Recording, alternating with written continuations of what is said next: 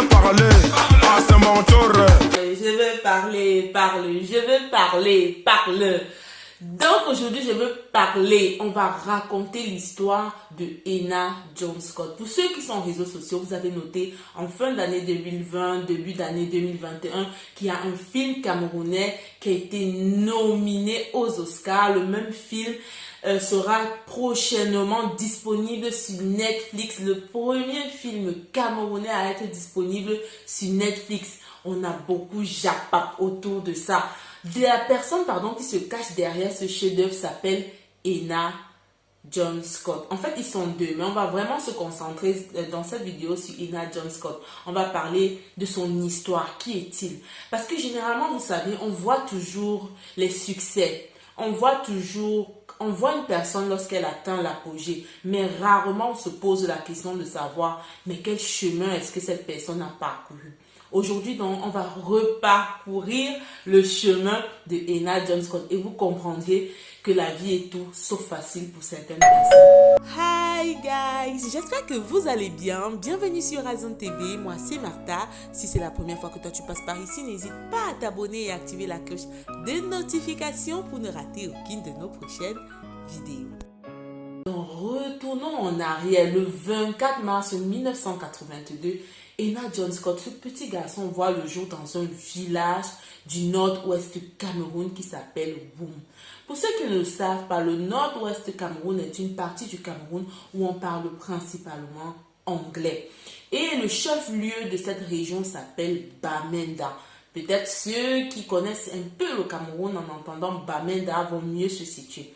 Donc, on repart dans l'histoire. Henna John Scott est donc ce petit garçon qui naît à Woum. Il naît dans une famille, mettons les mots à leur place, pauvre.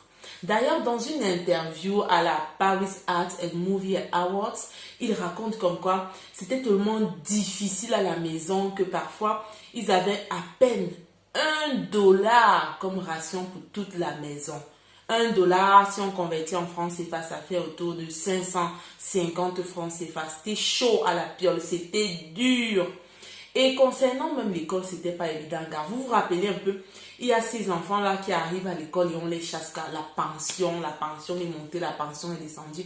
Henna John Scott raconte lors de cette interview que même la pension, gars, c'était chaud. Son père lui disait, bon, tu dois mentir, tu dois dire à l'école que j'ai voyagé parce que le père voulait se donner un peu plus de temps pour pouvoir régler la note. C'était pas toujours évident.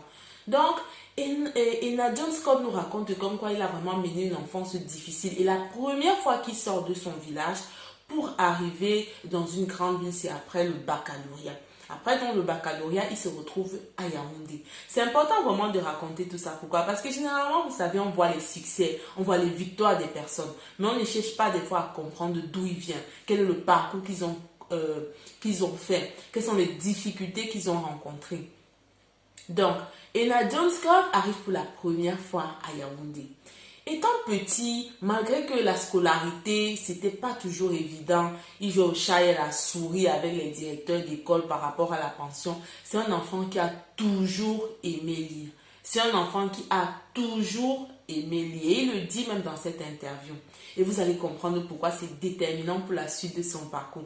Quand il arrive donc à Yaoundé, il étudie, il s'inscrit à la faculté d'économie, il étudie comme tout le monde et il remarque qu'il y a plusieurs groupes de personnes qui se mettent ensemble pour faire de petites productions et la chose l'intrigue. Alors un jour, il prend le script, il prend le scénario et il lit.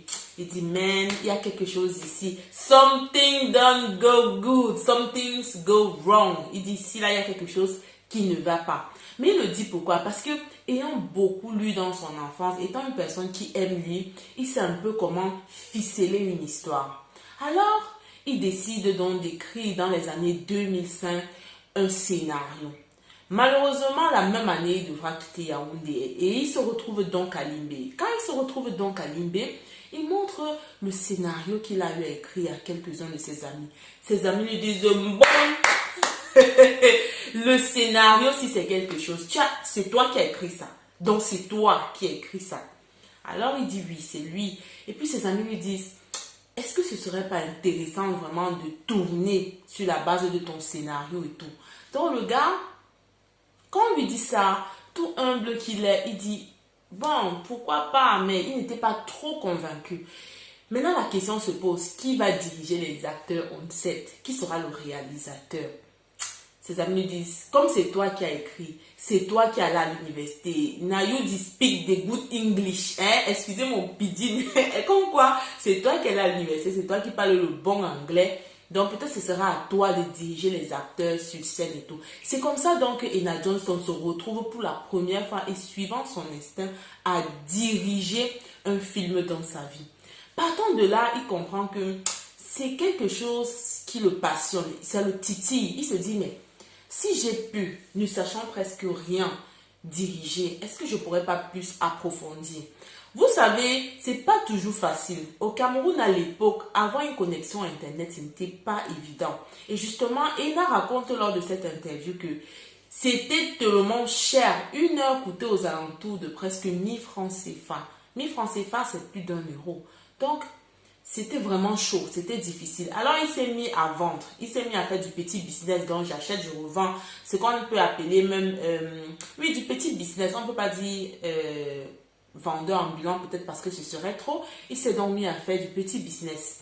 Et là, il a pris ses bénéfices du business qu'il a réinjecté dans la connexion Internet pour essayer d'en savoir plus. Et à l'époque même, ce n'était pas encore l'explosion de YouTube comme aujourd'hui et tout. Donc, il a essayé de s'informer ici et là et pour voir comment ficeler son histoire. Ses sacrifices sont payés parce qu'il a donc commencé à faire de petites productions. Donc, ça, c'est la partie 1. Si tu veux savoir ce qui s'est passé, on se revoit pour la partie 2. Bisous!